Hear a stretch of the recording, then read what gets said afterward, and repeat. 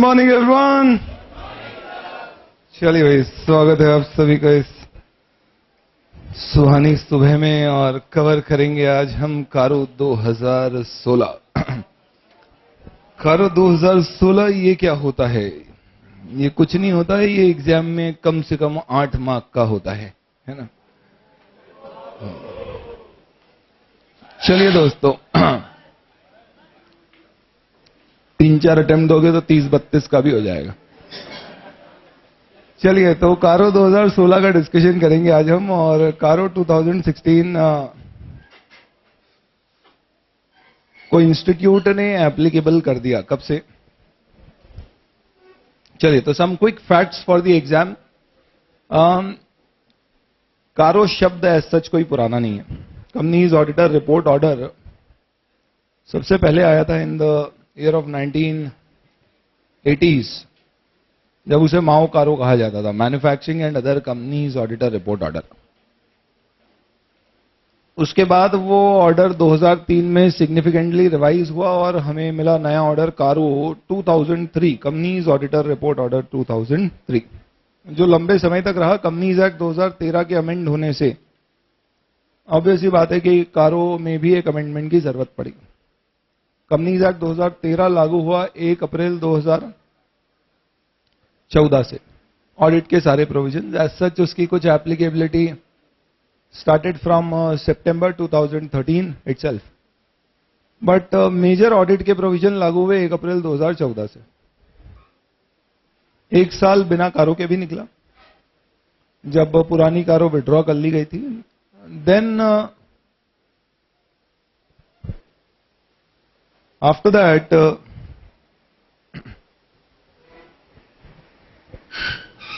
कारो 2015 एक बीच में 1 साल के लिए डाला गया, which was for financial year ending 31 मार्च 2015। ये कारो 2015 सिर्फ बीच में 1 साल के लिए आया गया था। That was because there was no कारो।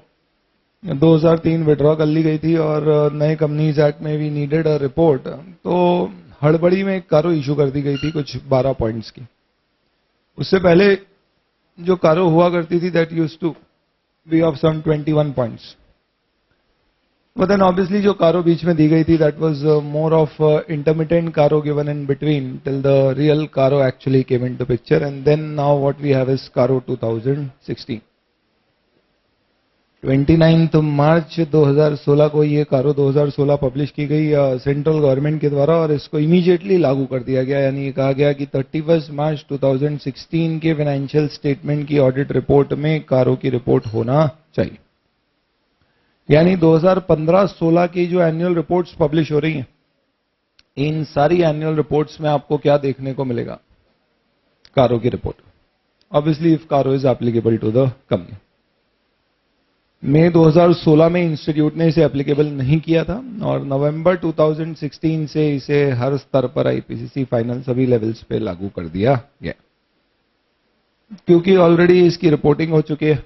In terms of audit report for 31st March 2016 financial statement is already out, and इसको अब applicable किया जा चुका है और इसको issue हुए भी अब it has been more than 6 months. For all that particular reason, this is something which is obviously relevant for our exams.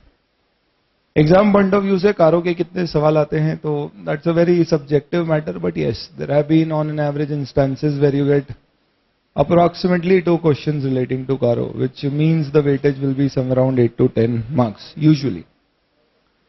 इसके अलावा कारो का रेफरेंस आप बहुत सारे जनरल क्वेश्चन के आंसर्स में दे सकते हो। एज इन कोई भी जनरल क्वेश्चन आता है, ऐसे इन्वेंट्री वेरिफिकेशन का ही कोई एक क्वेश्चन आ गया जिसका आंसर नॉर्मली ऐसे के अनुसार बनेगा, से ऐसे 501 फिजिकल काउंट ऑफ इन्वेंट्री, उसमें भी आप कारो का एक पॉइंट अटैच कर सकते। कोई कंपनीज एक्ट से रिलेटेड क्वेश्चन आ गया कि कंपनी ने मेजर होल्डिंग्स अपनी सेल करी हैं, हो सकता है उससे भी आप किसी तरह से कारो को कनेक्ट कर दें।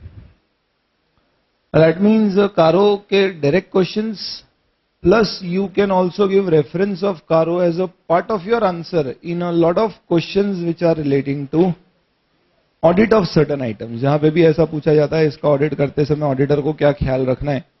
कारो के पॉइंट्स कई सारे रेलेवेंस हो सकते हैं, बिकॉज कारो अगर आप देखेंगे तो it covers a lot of items of balance sheet and statement of P&L covered under it. ये दो तरह का हमारा रेलेवेंस है कारो के लिए। पढ़ना क्या अपने को कारो में, what all things will have to cover. तो प्राइमरीली आप यूं समझ लो कारो में हमें 3 पार्ट में हमारा डिस्कशन डिवाइड होगा। सबसे पहले पार्ट में हम बेसिक प्रिंसिपल्स पढ़ेंगे कारो के, कि कारो 2016 आखिरकार है क्या, इसका फंडामेंटल क्या है, लॉजिक क्या है। सेकेंड पार्ट में अपन एप्लीकेबिलिटी पढ़ेंगे, जो आप समझ लीजिए एग्जाम पॉइंट ऑफ व्यू से सबसे इंपॉर्टेंट चीज, क्योंकि जब भी कोई नई चीज आती है तो उसकी एप्लीकेबिलिटी पे यूजुअली क्वेश्चन आता है। और फिर बाद में अपन पढ़ेंगे स्वीट 16 पॉइंट्स ऑफ कारो, जिसमें हम 16 पॉइंट्स और उसके ऊपर एक करेंगे डिस्कशन। 3 पार्ट में हमारा डिस्कशन चलेगा कारो का। और शुरुआत करते हैं हम सबसे पहले प्रिंसिपल्स ऑफ कारो से। कंपनीज ऑडिटर रिपोर्ट ऑर्डर 2016, ये ऑर्डर जारी कौन करता है, कहां से आया ये? Central government. देखो दोस्तों, नाम से ही समझो, कंपनीज ऑडिटर्स रिपोर्ट ऑर्डर है। यानी सबसे पहली चीज आप समझ लीजिए, this is not an order on the company, it is an order on the auditor of the company. दूसरा तरीका पूछने का, कारो के 16 पॉइंट्स में ऑब्वियसली कुछ ना कुछ कंडीशंस होंगी, जैसे कि कंपनी को रिकॉर्ड्स मेंटेन करना चाहिए, फिक्स एसेट्स के, इन्वेंट्री के, फिजिकल काउंट करना चाहिए, लोन्स वगैरह अगर लिए हैं तो उसका यूटिलाइजेशन सही जगह होना चाहिए, रीपेमेंट समय पर होना चाहिए।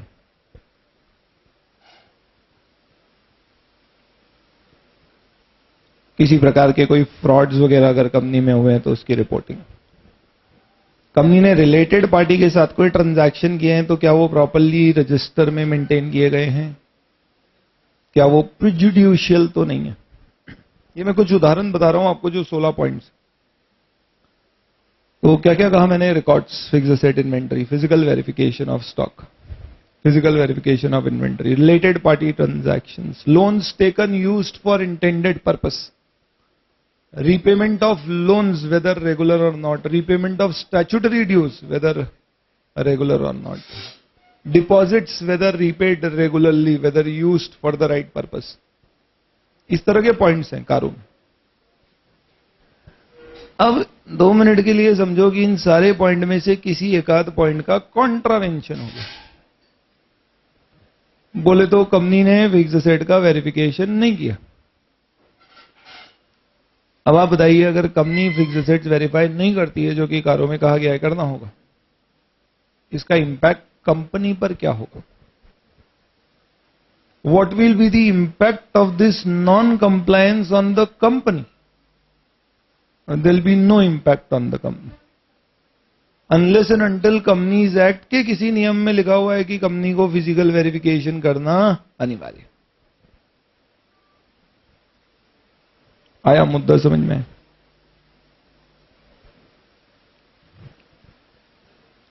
मुद्दे की बात क्या है?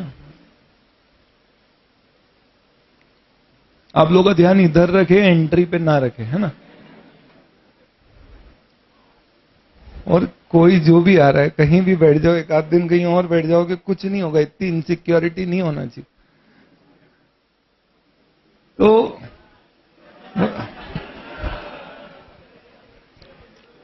वो घटना होने के बाद अब इनसिक्योरिटी फीलिंग ही खत्म हो जाती। चलो मुद्दा समझिए आप, मुद्दा क्या है। कारो के सारे पॉइंट्स ऑडिटर को चेक करके रिपोर्ट करना है, दैट्स इट।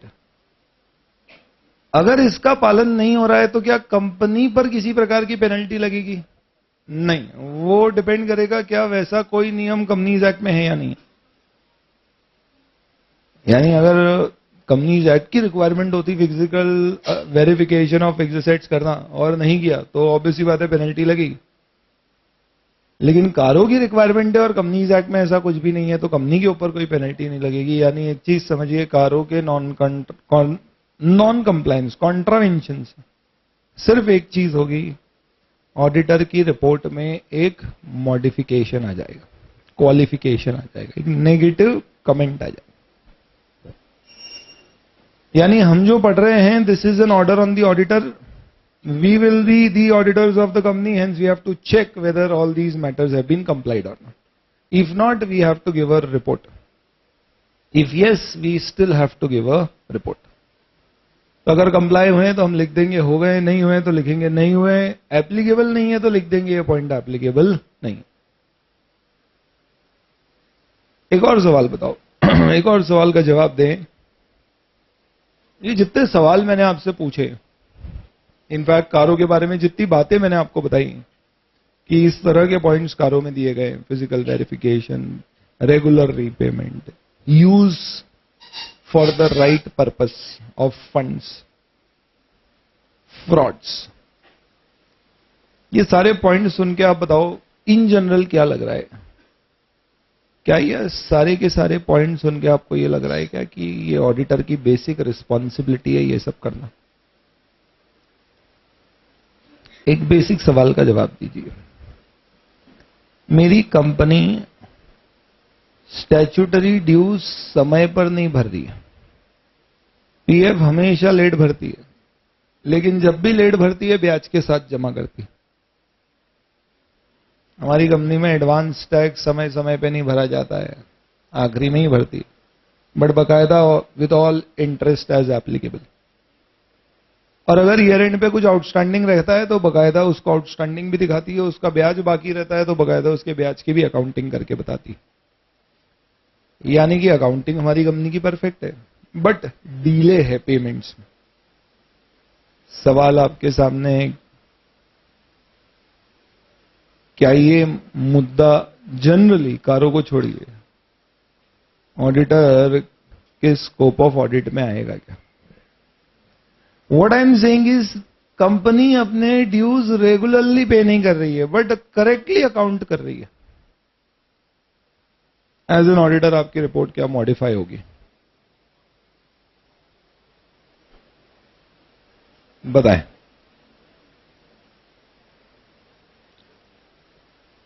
कंपनी ने फिक्स्ड एसेट्स को वेरीफाई नहीं किया, थोड़े से एसेट थे पर मटेरियल वैल्यू के थे, अपन जाके खुद वेरीफाई कराए, सब सही निकले।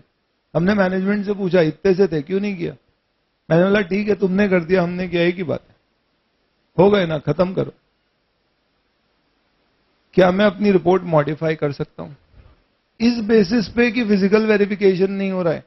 क्योंकि जब मैंने किया तो मुझे कोई डिफरेंसेस तो नहीं मिले, यानी बुक्स ऑफ अकाउंट्स तो सही हैं बट कंट्रोल सिस्टम्स में कुछ गड़बड़ है। इस एग्जाम्पल में रीपेमेंट के केस में अगर बात करें तो हम बोलेंगे अकाउंटिंग बुक्स तो सही है लेकिन जो कंपनी कर रही है वो बेस्ट पॉलिसी नहीं है, it's not a good practice, company is dealing in repayments. आप बताइए नॉर्मली एज एन ऑडिटर क्या ये मेरे स्कोप में आएगा? यानी सवाल आपके सामने, कारों के जो पॉइंट्स दिए गए हैं क्या वो ऑडिटर के स्कोप में अदरवाइज शामिल होते हैं या कारों के पॉइंट्स के लिए ऑडिटर को एक्स्ट्रा एडिशनल चेकिंग करना पड़ेगी? बताएं, बोलो। कंसंट्रेशन तो जोरदार है तुम्हारा, बोलिए। The point you need to understand here is, कारों के सारे पॉइंट्स ऑडिटर यूजुअली अपने ऑडिट के दौरान चेक करता है। द पॉइंट इज कि नॉर्मली वो इन मुद्दों को रिपोर्ट नहीं करता। जब आप चेकिंग करोगे आप डेफिनेटली ये चेकिंग तो करोगे ही करोगे कि सारे के सारे स्टैट्यूटरी ड्यूज का पेमेंट हुआ है या नहीं हुआ है। और अगर नहीं हुआ है तो उसके इंटरेस्ट के प्रोविजंस क्या बना दिए गए, क्योंकि वो भी आपकी वैसी ही लाइबिलिटी है जैसे कि आपके statutory dues. You will have to check that.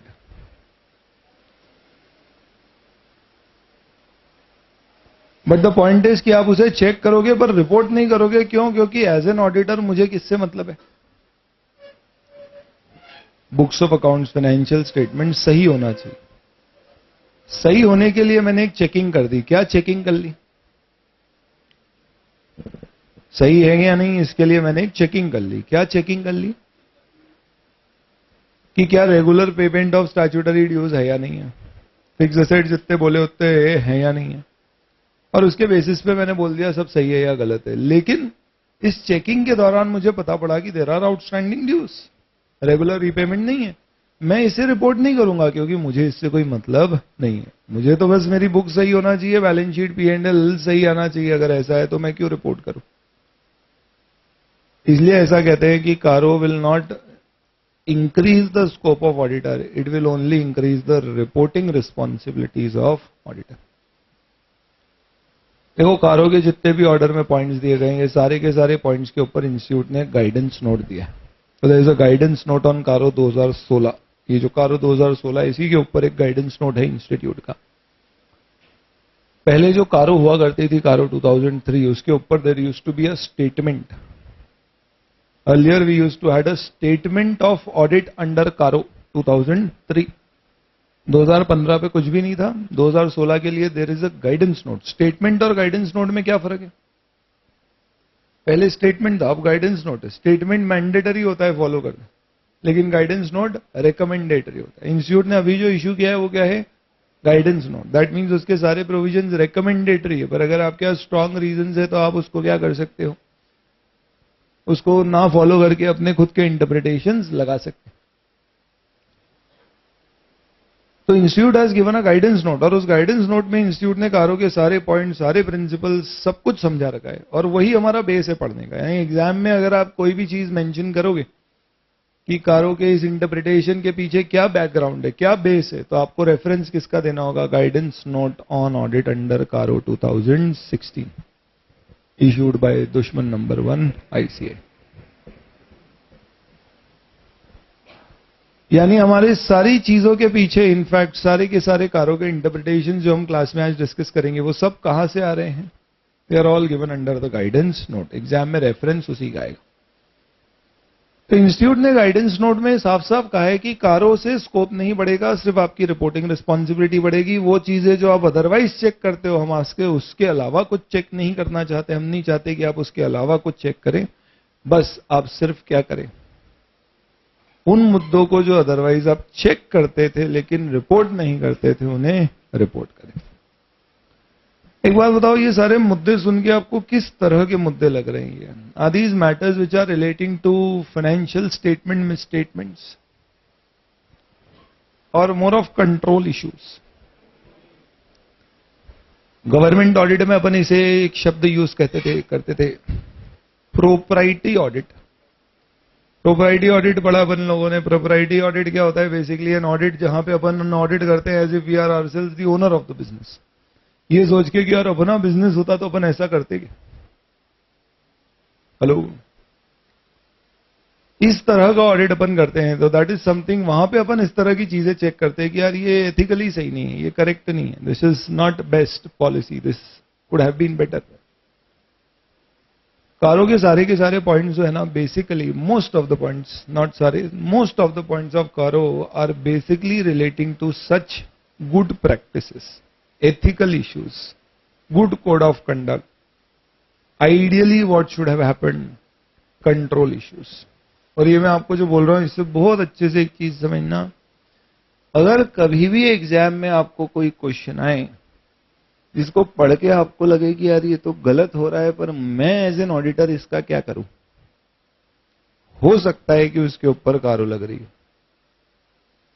हो सकता है कि उसके ऊपर कारो की एप्लीकेबिलिटी आ रही।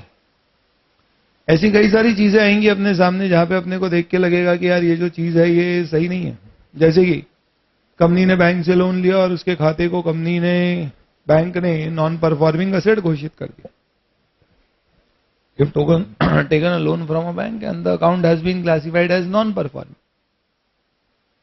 The loan and the outstanding interest is properly accounted in the books of the borrower. Company borrower की books में accounting सही हुई है. As an auditor, what are you required to report? जैसे ही आप ये सवाल पढ़ोगे ना कि हमारी कंपनी ने बैंक से लोन लिया और खाता नॉन परफॉर्मिंग हो गया है, अकाउंटिंग सही है, एज एन ऑडिटर आप क्या करोगे? आपको सबसे पहली चीज ये समझ में आएगी कि यार इससे मैं एज एन ऑडिटर क्या करूं, क्योंकि बुक्स तो सही है. फिर आप बैठे बैठे लगाओगे अपने फंडे, और लगाते समय ड्यूरिंग दिस प्रोसेस ऑफ हाथों हाथ जो अपन आंसर डेवलप करते एग्जाम में, फिर आपके मन में भयंकर टाइप के विचार जाएंगे. कोई बहुत ही भयंकर ऑडिट की तैयारी करके गया है तो वो ऐसे 570 से शुरू करना चाहेगा कि यार इससे तो एंटिटी का गोइंग कंसर्न अफेक्ट हो जाएगा. कोई कंपनी लॉ का ज्ञाता है तो वो कंपनी लॉ के कुछ प्रोविजंस चिपकाना चाहेगा कि इससे लिक्विडेशन वाइंडिंग अप इफेक्ट हो सकता है. और कोई एकदम सुबह सुबह कारो पढ़ के गया है तो वो कारो लिखे आएगा. तो क्या होता है, वो तो इतने दिमाग में जो पहले आता है वो पहले आ जाता है. आप ध्यान रखिएगा, इस तरह के सवालों में हमेशा एग्जाम में आप सबसे पहले ये सोचना कि क्या इसमें कारो का कोई पॉइंट लग सकता है. और आप देखेंगे तो अपन बेसिक देखेंगे. एक पॉइंट मैंने आपको बताया, repayment of dues to bank financial institutions debenture holders is whether regular or not is one of the points.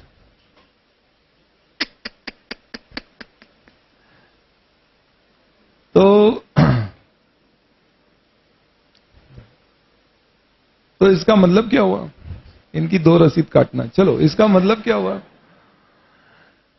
मतलब इसका ये हो गया कि जब भी एग्जाम में आपको कोई क्वेश्चन दिखे जिसमें आपको लगे कि यार this is not something which normally we will report, please assess whether it is relating to any points of the कारो.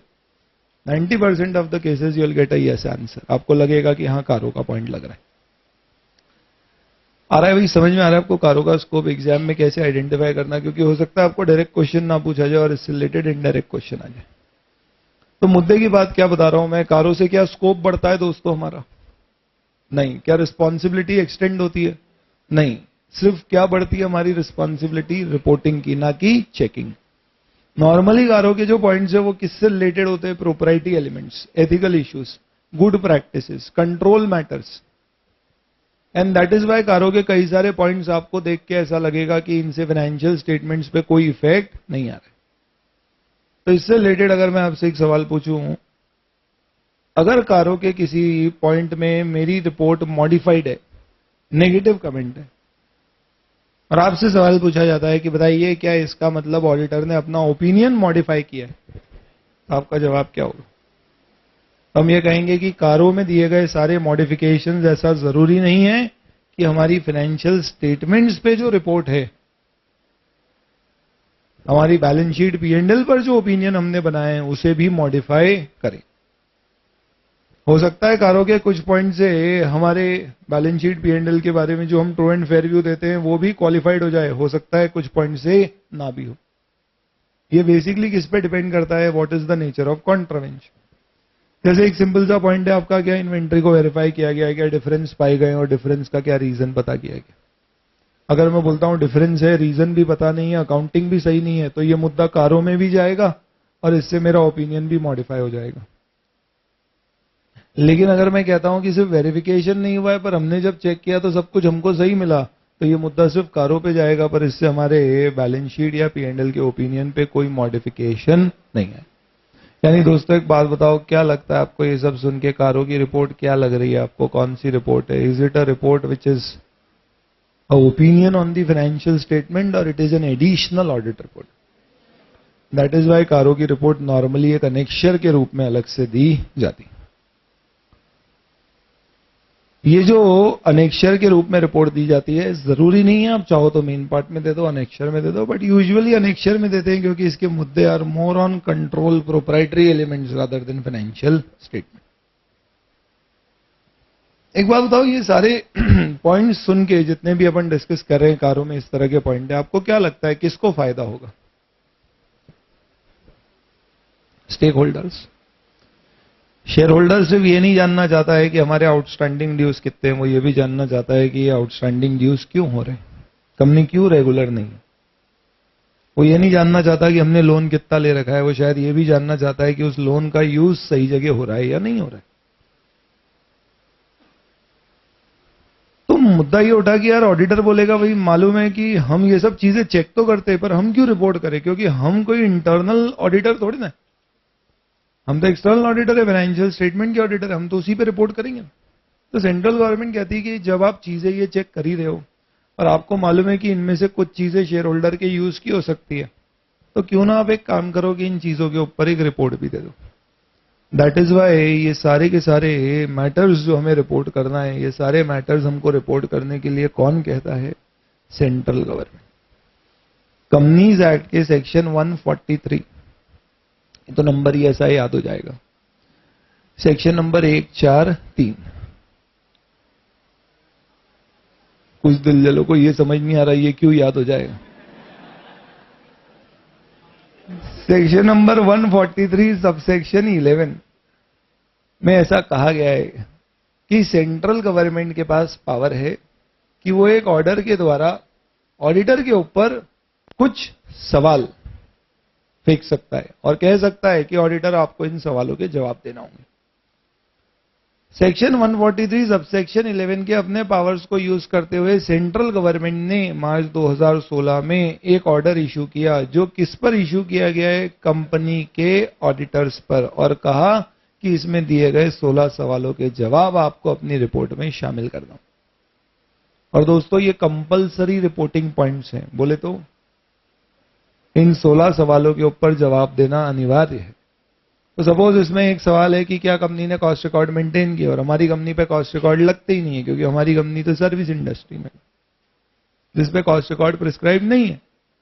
तो आप क्या करोगे? वो पॉइंट ब्लैंक छोड़ दोगे? नहीं, आपको लिखना पड़ेगा that cost record provisions are not applicable on our company, यानी आपको कंपलसरी रिपोर्ट करना है। आप बताइए, अगर आपको सेक्शन 143 याद हो, powers and duties of auditor, उसमें बहुत सारे पॉइंट्स थे। एक तो सबसेक्शन 1 में कुछ 6 मुद्दे रिपोर्ट करना होता, थोड़े बहुत याद आ जाएंगे अपने को। Loan shown as deposit, personal expense, secured loans granted prejudicial तो नहीं है, investment sold below cost, shares issued for other than cash, book entries prejudicial तो नहीं। ये 6 मुद्दों पे रिपोर्टिंग कंपलसरी होती थी क्या? नहीं, नहीं। यस मत बोलो, है ना। अभी अगर अटेम्प्ट नवंबर 16 है तो जवाब बहुत सोच समझ के देना। तो इन 6 मुद्दों पे रिपोर्टिंग कंपलसरी नहीं थी, एक्सेप्शन बेसिस भी थी। यानी इसका मतलब क्या हो गया? अगर सब कुछ ठीक है तो आप कुछ मत बोलो। No news is good news in point में। अगर कुछ गड़बड़ है तो आपको रिपोर्ट करना है, अगर सब कुछ सही है आपको कुछ कहने की जरूरत नहीं। लेकिन सेक्शन 143 सबसेक्शन 2 कहता था कि ऑडिटर को फाइनेंशियल स्टेटमेंट पे रिपोर्ट देना होगी जो एजीएम में पुटअप की जाएगी। सबसेक्शन 3 में लाइन से बहुत सारे पॉइंट्स थे, कभी याद आए आपको? जिसमें ऐसा बोला जाता था क्या फाइनेंशियल स्टेटमेंट बुक से बने, अकाउंटिंग स्टैंडर्ड फॉलो हुए हैं, ब्रांच से रिटर्न्स आ गए हैं या ऑडिट रिपोर्ट्स आ गई हैं, डायरेक्टर डिस्क्वालीफाइड तो नहीं। आजकल एक नया point, internal financial controls adequate है या नहीं है, ऑपरेटिंग इफेक्टिवली है या नहीं। याद आ रहा है कुछ इस तरह के पॉइंट? ये सब भी कंपलसरी रिपोर्टिंग है, इन पे भी रिपोर्ट देना क्या था? कंपलसरी। ऐसे ही कारो जो आप पढ़ रहे हैं अभी, उसकी भी सारे के सारे पॉइंट्स पे रिपोर्ट देना क्या है? कंपलसरी। तो सरकार ने एक ऑर्डर दिया, बोला ऑडिटर को जो चीजें तुम चेक करते हो पर रिपोर्ट नहीं करते हो, हम चाहेंगे उसमें से कुछ चीजें रिपोर्ट करो, क्यों? क्योंकि हमारे शेयर होल्डर स्टेक होल्डर के काम की है। इसलिए आप ये ऑर्डर पढ़िए और इनके 16 पॉइंट्स पे जवाब दीजिए, हाँ ना, नॉट एप्लीकेबल, तीनों चीजें बताना, ताकि हमारे यूजर को क्लियर कट इंफॉर्मेशन मिले। What is this whole report all about? आया वही सबको समझ में? ठीक है। और एक बात बताओ, कारो के जो पॉइंट्स बेसिक आपने सुने, इस तरह के पॉइंट्स ये देख के आपको क्या लगता है कारो की चेकिंग कब होना चाहिए? साल के दौरान या साल के अंत में? दौरान। और जब आप करोगे, भले ही दौरान करो या अंत में करो, क्या ये चेकिंग किसी पर्टिकुलर एक पॉइंट पे होगी या फॉर द फुल ईयर होगी? इसका मतलब सपोज फॉर एग्जाम्पल अगर हमारे सामने सवाल आता है कि कंपनी ने स्टैट्यूटरी ड्यूज साल भर समय पर पे नहीं किया, लेकिन ईयर एंड पर सारे पे कर दिए, 31 मार्च पे कोई आउटस्टैंडिंग नहीं। आप बताओ क्या ये मुद्दा हमें रिपोर्ट करने की जरूरत है या नहीं है? क्यों? क्योंकि कारों की रिपोर्ट ईयर एंड की नहीं बनती है, फॉर द ईयर बनती है। तो रिपोर्ट तो करना पड़ेगा because it is a checking which is done for the year. कुछ बेसिक फंडामेंटल प्रिंसिपल समझ में आ गए अपने को कारों के, जो अपन पढ़ रहे हैं किस तरह के हैं, ठीक है? तो let us quickly see some principles of कारो।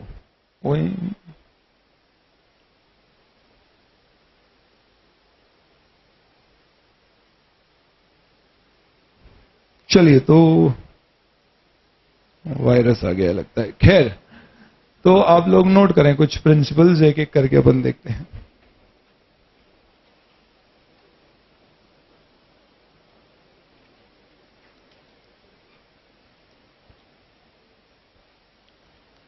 सबसे पहले मुद्दे की रिपोर्टिंग ले।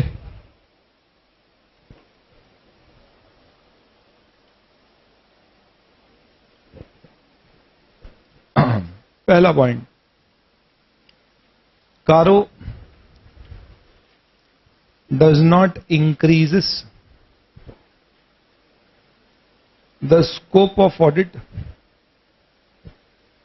कारो does not increases the scope of auditor, but only its reporting responsibility. Caro does not increase the scope of auditor, but only its reporting responsibility. Second,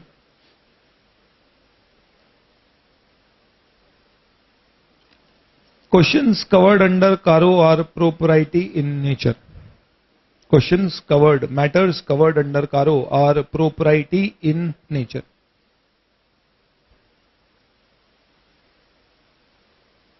Proprietary का मतलब क्या हो गया?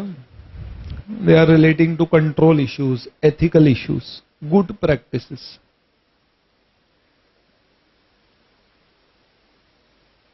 Next, it is an order on the auditor but not on the company.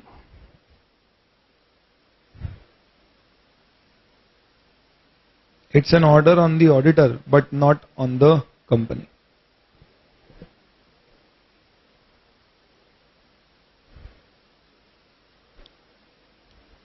Any non-compliance of a matter relating to Caro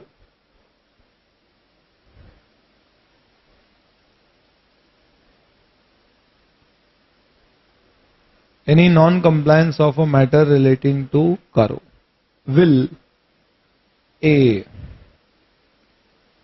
A result in modification of auditor's report under Caro. Result in modification of auditor's report under Caro.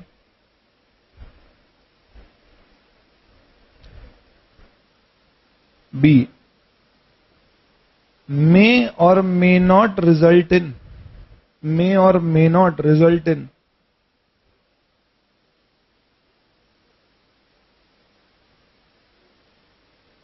a modified opinion on financial statement. सही है क्या? ये समझ में आया ये point? May or may not result in a modified opinion on the financial statement. ये मुद्दा आया क्या समझ में? May or may not result in a modified opinion on financial statement. C,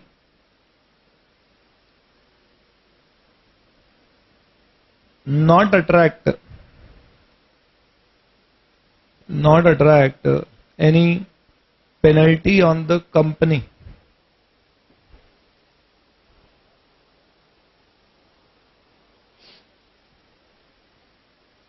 unless the contravention is specifically covered. Unless the contravention is specifically covered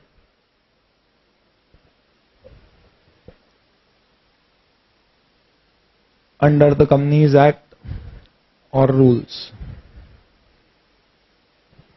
आया ये मुद्दा समझ में? आया?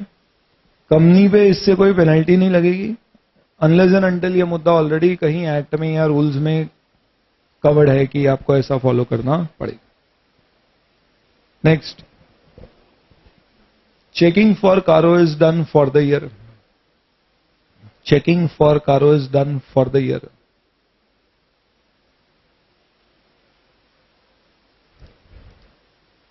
Unless otherwise required under any clause. Unless otherwise required under any clause. इसका मतलब क्या है? सपोज किसी पॉइंट में स्पेसिफिकली पूछ रहा है कि 31 मार्च की पोजीशन बताइए, तो फिर आप तभी की बात करोगे, फिर आप पूरे साल की चेकिंग नहीं करोगे. तो क्लॉज कई बार होते हैं ऐसा बोलते हैं ईयर एंड पे पोजीशन क्या है ये बताना, right? That is a checking which is done for the year, unless specifically otherwise required under any clause. Next, Caro is a report and not a certificate.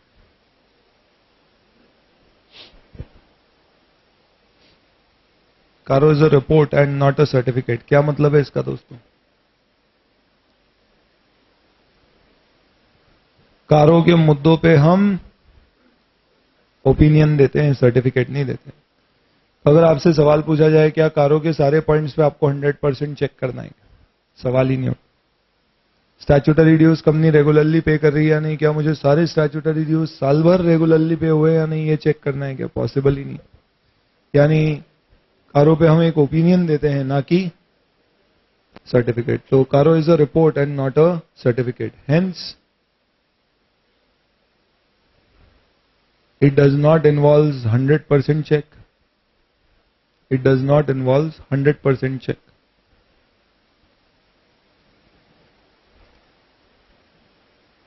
However, it may require more extensive checking.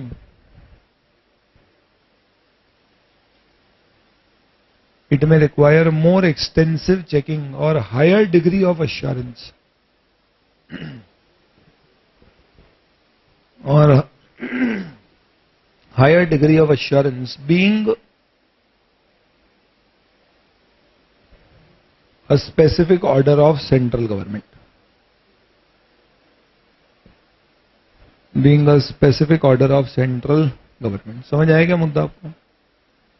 क्योंकि ये central government का order है, specifically कहा गया है कि ये points पे रिपोर्ट करो, तो जब भी कोई स्पेसिफिक रिक्वायरमेंट होती है तो ऑब्वियस सी बात है हम ये कह सकते हैं कि ऑडिटर की रिस्पॉन्सिबिलिटी वहां नॉर्मल से थोड़ी ज्यादा है.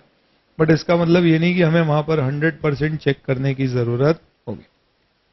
ठीक है? रिपोर्ट ऑफ कारो में be given as an annexure to the audit report. CARO report में be given as an annexure to the audit report.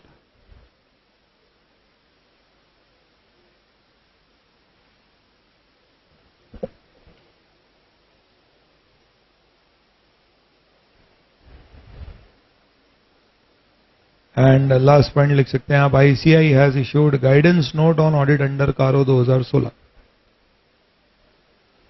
Guidance note on audit under CARO 2016.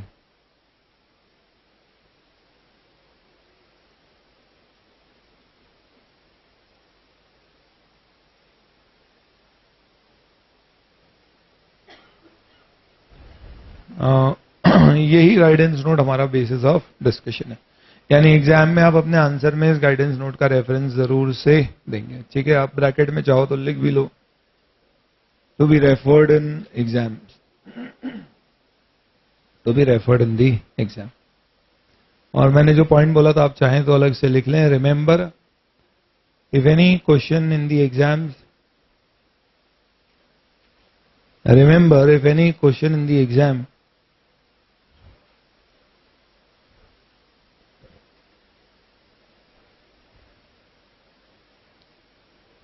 discusses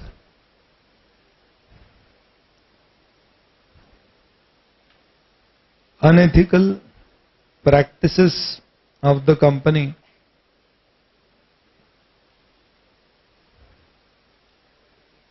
oblique adverse functioning